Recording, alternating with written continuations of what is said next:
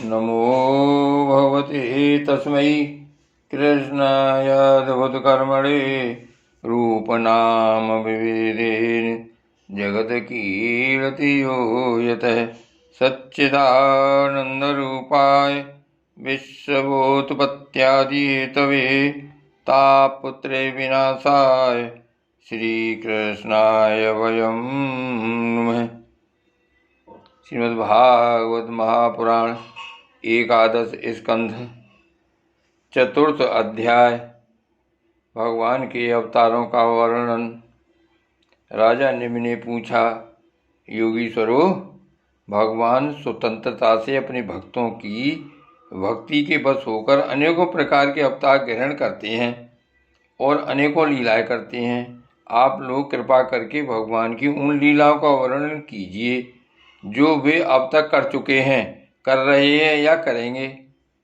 अब साथ में योगीश्वर दुमिल जी ने कहा, राजन, भगवान अनंत हैं, उनके गुण भी अनंत हैं। जो यह सोचता है कि मैं उनके गुणों को गिन लूँगा वह मूर्ख है, बालक है। यह तो संभव है कि कोई किसी प्रकार पृथ्वी के धूल कणों को गिन ले, परंतु समस्त शक्तियों के आश्रय भगवान के अनंत गुणों का कोई कभी किसी प्रकार पार नहीं पा सकता। भगवान ने ही पृथ्वी, जल, अग्नि, वायु, आकाश, इन पांच भूतों की अपने आप से अपने आप में सृष्टि की है। जब वे इनके द्वारा विराट शरीर ब्रह्मांड का निर्माण करके उसमें लीला से अपने अंश अंतर्यामी रूप से प्रवेश करते हैं, भोक्ता रूप से नहीं, क्योंकि भोक्ता तो अपने पूर्णों के फल स्वरूप जीव ही होता है। तब उन आदि देव नारायण को पुरुष नाम से कहते हैं। यही उनका पहला अवतार है। उन्हीं के इस विराट ब्रह्मांड शरीर में तीनों लोक स्थित हैं। उन्हीं की इंद्रियों से समस्त देहधारियों की ज्ञानेंद्रियां और कर्मेंद्रियां बनी हैं। उनके स्वरूप से ही स्वतः सिद्ध ज्ञान का संचार होता है। उनके श्वास प्रश्वास से सब शरीरों में बल आता है तथा इंद्रियों में ओज, इंद्रियों की शक्ति और कर्म करने की शक्ति प्राप्त होती है। उन्हीं के स्वतः आदि गुणों से संसार की स्थिति, उत्पत्ति और प्रलय होते हैं।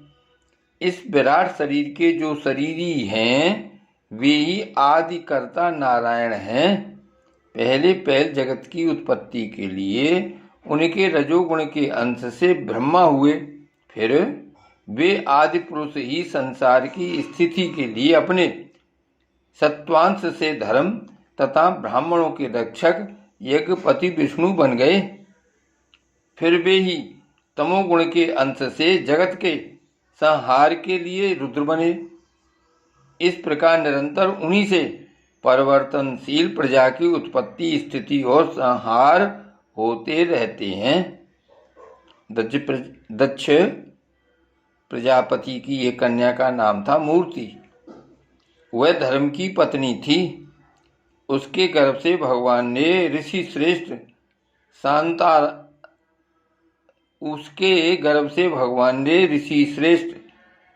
शांतात्मा नर और नारायण के रूप में अवतार लिया। उन्होंने आत्म तत्व का साक्षात्कार कराने वाले उस भगवत आराधन रूप कर्म का उपदेश किया, जो वास्तव में कर्म बंधन से छुड़ाने वाला और नैष्कर्म स्थिति को प्राप्त कराने वाला है।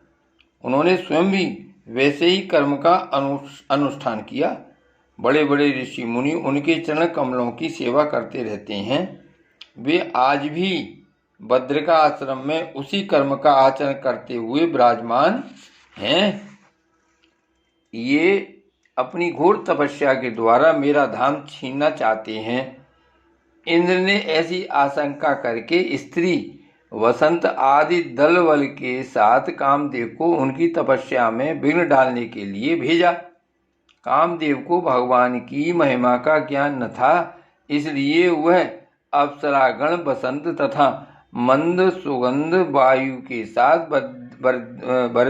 बदरिका आश्रम में जाकर स्त्रियों के कटाक्ष बाणों से उन्हें घायल करने की चेष्टा करने लगा। आदिदेव नर नारायण ने यह जानकर कि यह इंद्र का कुचक्र है, भय से कांपते हुए काम आदि को से हंसकर कहा। उस समय उनके मन में किसी प्रकार का अभिमान या आशा नहीं था। कामदेव, मलय मारुत और देवांगनाओं, तुम लोग डरो मत, हमारा आतिथ्य स्वीकार करो, अभी यहीं ठहरो, हमारा आश्रम सूना मत करो। राजन, जब नर नारायण ऋषि ने उन्हें अभयदान देते हुए इस प्रकार कहा, तब कामदेव आदि के सिर लज्जा से झुक गए। उन्होंने दयालु भगवान नर नारायण से कहा, प्रभु, आपके लिए यह कोई आश्चर्य की बात नहीं है, क्योंकि आप माया से परे और निर्विकार हैं। बड़े बड़े आत्माराम और धीर पुरुष निरंतर आपके चरण कमलों में प्रणाम करते रहते हैं। आपके भक्त आपकी भक्ति के प्रभाव से देवताओं की राजधानी अमरावती का उल्लंघन करके आपके परम पद को प्राप्त होते हैं। इसलिए जब वे भजन करने लगते हैं, तब देवता लोग तरह तरह से उनकी साधना में विघ्न डालते हैं, किंतु जो लोग केवल कर्म कांड में ही लगे रहकर यज्ञादि के द्वारा देवताओं को बलि के रूप में उनका भाग देते रहते हैं, उन लोगों के मार्ग में वे किसी प्रकार का विघ्न नहीं डालते। परंतु प्रभु, आपके भक्तजन उनके द्वारा उपस्थित की हुई विघ्न बाधाओं से गिरते नहीं, बल्कि आपके कर कमलों की छत्र छाया में रहते हुए वे विघ्नों के सिर पर पैर रखकर आगे बढ़ जाते हैं, अपने लक्ष्य से च्युत नहीं होते। बहुत से लोग तो ऐसे होते हैं जो भूख प्यास गर्मी सर्दी एवं आंधी पानी के कष्टों को तथा रसनेन्द्रिय और जननेन्द्रिय के वेगों को जो अपार समुद्र के समान है सह लेते हैं, पार कर जाते हैं, परंतु फिर भी वे उस क्रोध के बस में हो जाते हैं जो गाय के खुर से बने गड्ढे के समान है और जिससे कोई लाभ नहीं है, आत्मनाशक है। और प्रभु, वे इस प्रकार अपनी कठिन तपस्या को खो बैठते हैं। जब कामदेव, बसंत आदि देवताओं ने इस प्रकार स्तुति की, तब सर्वशक्तिमान भगवान ने अपने योग बल से उनके सामने बहुत सी ऐसी रमणियां प्रकट करके दिखलाईं जो अद्भुत रूप लावण्य से संपन्न और विचित्र वस्त्रालंकारों से सुसज्जित थीं तथा भगवान की सेवा कर रही थीं। जब देवराज इंद्र के अनुचरों ने उन लक्ष्मी जी के समान रूपमती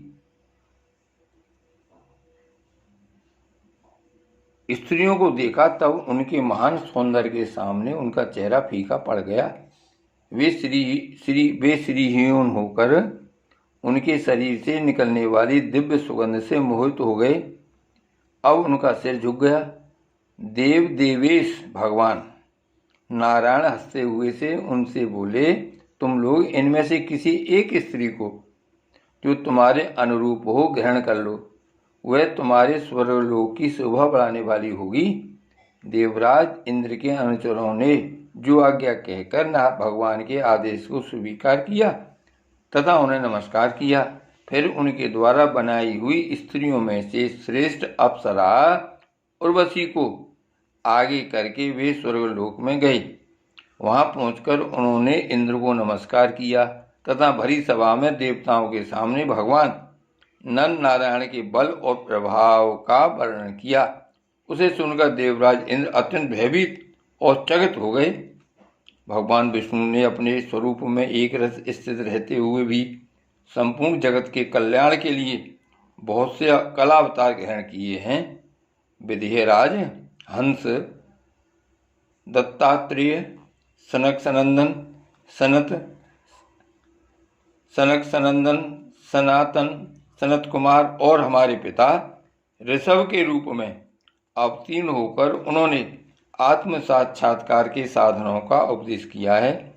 उन्होंने ही हैग्रीव अवतार लेकर मधुकैटभ नामक असुरों का संहार करके उन लोगों के द्वारा चुराए हुए वेदों का उद्धार किया